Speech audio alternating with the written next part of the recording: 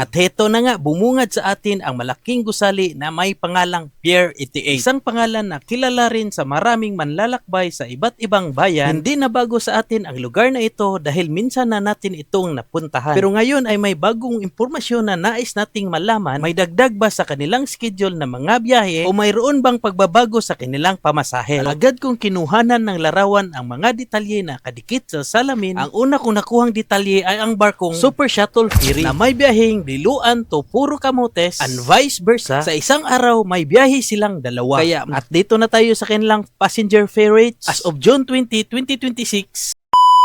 Yo mga kamotor ko, samahan niyo ako sa bago na namang adventure. Ready na ba kayo sa bagong biyahe? Tayo na't mag-explore. So mga kamotor ko, ang vlog natin ngayon ay tungkol sa Pantalan ng Liloan o mas kilala sa tawag na Pier 88 na matatagpuan mo lang dito sa Poblasyon Liloan, Cebu. Isang lugar na mahalaga sa transportasyon ng buong lalawigan. Nang dumating ako sa sentro ng bayan, napansin ko agad ang galaw ng mga tao dahil dito talaga makikita ang tunay na tibok na kanilang buhay at medyo mabigat ang trapiko. Makikita mo rin dito ang kanilang simbahan. Isa itong palatandaan na malapit ka na sa kanilang pantalan. Kapag nakita mo tong simbahan ng Liloan ay malapit ka nang dumating dahil ilang metro na lamang ang destinasyon ay iyong maaabot at mararating. Sa unahan na ito ay may cruising na kailangan mong bantayan at sa kanang bahagi ay doon ka dapat dumaan. Pagkaliko mo ay diretso na lamang ang iyong biyahe hanggang sa makita mo ang gusali simbolo ng kanilang pantalan at paglalakbay. Ilang minuto na lang makikita na natin ang kanilang pier na parang naghihintay. At heto na nga, bumungad sa atin ang malaking gusali na may pangalang Pier 88. Isang pangalan na kilala rin sa maraming manlalakbay sa iba't ibang bayan. Hindi na bago sa atin ang lugar na ito dahil minsan na natin itong napuntahan. Pero ngayon ay may bagong impormasyon na nais nating malaman. May dagdag ba sa kanilang schedule na mga biyahe o mayroon bang pagbabago sa kanilang pamasahe? Alas 12 ng tanghali nang makarating ako dito kaya hindi nakapagtatakang tahimik ang paligid at walang medyong tao. Lunch break kasi kaya wala medyong tao ang aking nakita pero mas lalo kong napansin ang ganda ng kanilang pasilidad at sistema. Moderno ang ticketing area at maliwalas ang waiting station. Isang disenyo na nagbibigay ng magandang unang impresyon. Wala nang paligoy-ligoy at dumiritso agad ako sa ticketing window dahil ang pakay natin ay impormasyon na siguradong makakatulong sa inyong mga biyahero. Agad kong kinuhanan ng larawan ang mga detalye na kadikit sa salamin. Ang una kong nakuhang detalye ay ang barkong Super Shuttle Ferry na may biyaheng Liloan to Puro Camotes and vice versa. Sa isang araw may biyahe silang dalawa. Kaya may pagpipilian ang mga pasaherong nais bumiyahe. Kung hindi makasakay sa umaga, walang problema dahil may panggabi din sila. Ang unang alis ay alas 9 ng umaga habang ang pangalawa naman ay alas 6 ng gabi na payapa. Kung sa Puro Camotes ka naman magsimula patungong Liloan, Cebu, ang unang biyahe ay alas 5 ng umaga at ang pangalawang biyahe ay alas 2 ng hapon. At dito na tayo sa kanilang passenger fare rates as of June 20, 2026. Sa regular ay 523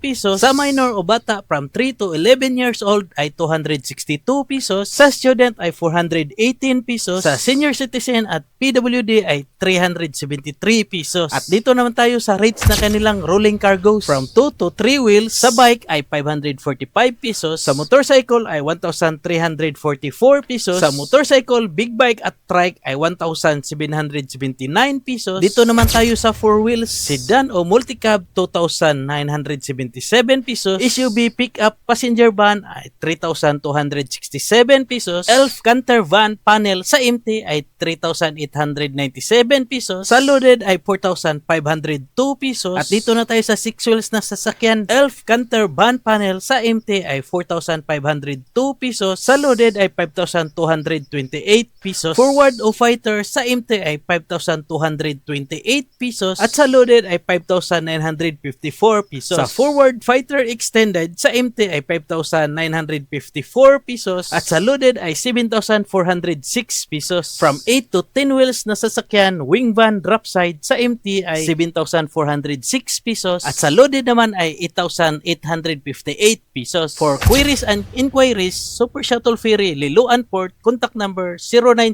0969-563-4777. Samantalang sa Camotes Port, contact number 0969-164-1777. Kung gusto niyo ng hassle-free and skip the line, you can book online. Bisitahin lang ang website nila www.supershuttleroro.com. Ang travel time pala dito mula Liloan to Puro Camotes and vice versa ay 2.5 hanggang 3 oras at nakadepende na yan sa panahon at sa mga alon. Matapos makuha ang mga detalye dito sa Super Shuttle Ferry ay lumipat naman ako sa kabilang bahagi dahil mayroon pang isang operator na dapat nating makilala lagi. Dito ko nakita ang isang tikiting sa barkong Sinsam Shipping, isang kumpanyang nakatutok sa pagdala ng iba't ibang kargamento at tracking, at ang biyahe nila mula dito sa Liloan papuntang Ormoc and vice versa sa barkong LCT 1098. Isang mahalagang koneksyon ito para sa kalakalan ng buong rehiyon, at sa aking pagtatanong dito ay nalaman kong hindi sila tumatanggap ng mga pasahero dahil nakalaan ang barkong ito para lamang sa mga rolling cargo. Isang beses lamang sila bumabiyahe sa loob ng isang araw mula Lunes hanggang Sabado ang schedule ng kanilang barko. Ngunit malaking tulong na rin ito sa paggalaw ng iba't ibang kalak. Alas 11 na ng gabi ang alis mula dito sa Liloan Port at alas 5 ng umaga naman ang dating sa kabilang port. Kung sa Ormoc ka naman magsimula, alas 11 na ng umaga naman ang kanilang itinakdang pag-alis mula roon. Ang dating naman nila sa Liloan Port ay karaniwang alas 5 ng hapon. Isang schedule na mahalaga para sa mga negosyante na may dalang produkto at kahon-kahon. Para sa mga katanungan ay mayroon din silang kontak na maaring tawagan upang mas maging maayos ang inyong mga planong lakaran. Liloan Pier 88, Sir Gisrael Into, contact number for Globe users 0915-9577232 and Smart users 0931-108-7054.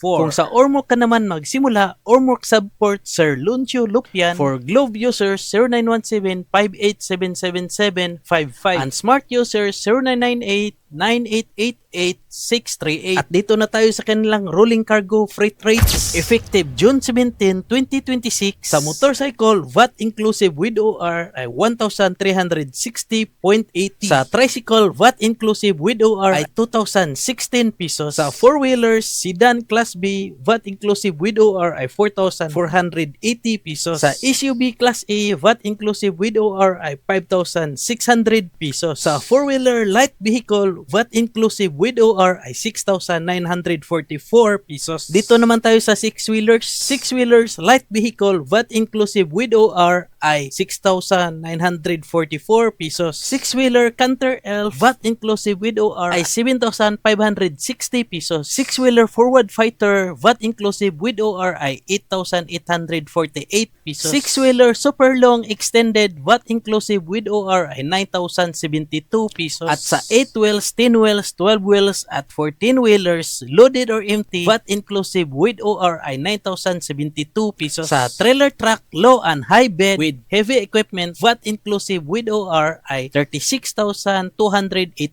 pesos. Habang sa empty or without heavy equipment, VAT inclusive with OR ay 32,088 pesos. Sa trailer truck 20-footer with head, loaded or empty, VAT inclusive with OR ay 17,584 pesos. Habang sa trailer truck 20-footer without head, VAT inclusive with OR ay 14,000 pesos. Sa trailer truck 30 to 40 footer with head, loaded or empty, VAT inclusive with OR ay 20,496 pesos. Habang sa trailer truck 30 footer to 40 footer without head, VAT inclusive with OR ay 16,912 pesos. At yung pinakahuli, tractor head vehicle, VAT inclusive with OR ay 6,720 pesos. Sa mga biyahero at mga negosyante na may planong pumunta ng Ormoc na may dalang sasakyan, dito na lang kayo dumaan sa Pier 88 of Liloan. Malapit lang sa Cebu City, mas less at hassle-free. Hindi lang simpleng pantalan ang papel ng Pier 88 dahil isa rin itong mahalagang bahagi ng lokal na ekonomiya. Pinapadali nito ang paggalaw ng mga tao at mga produkto, habang pinalakas naman nito ang sektor ng turismo at mga negosyo. Mas maraming koneksyon ang ibig sabihin ay mas maraming oportunidad, at mas maraming oportunidad ay katumbas na mas maunlad na komunidad. Naging tulay ito sa pagitan ng mga isla at mga pangarap, at nagiging daan din sa mas mabilis sa pag-abot ng mga mithiin at hangarin. Sa mga turista, isa itong bagong lugar na maaring dayuhin. At para sa mga lokal, isa itong serbisyong maaasahan laging sandigan sa Sa simpleng pagbisita natin ngayon ay marami tayong bagong natutunan at marami rin tayong impormasyon maaring mapakinabangan. Kaya kung balak nyong bumiyahe papuntang Camotes ay maaari nyong isaalang-alang ang rutang ito dahil maaari itong ang pinakamalapit na opsyon para sa inyong mga plano. Sana makatulong sa inyo ang vlog na ito. Kung nagustuhan mo ang ganitong content, alam mo na ang gagawin, mag-follow, comment at like at share na rin. At dahil umabot ka dito sa dulo ng aking video, pwede ba tayo makahingi ng pabor sa pag-subscribe sa aking YouTube channel para sa iba pang Cebu Port Guides updated at ready sa panel. Dahil ang goal natin ngayong taon mag 1,000 subscribers. If you subscribe, much better. At i-click na rin ang notification bell para sa bawat bagong upload ay makikita at hindi ma-miss ang tips, schedule at fare. Maraming salamat sa panonood mga kamotor ko. Ride safe palagi at kita-kita tayo sa susunod na adventure. Ingat sa biyahe at enjoy your trip. See you.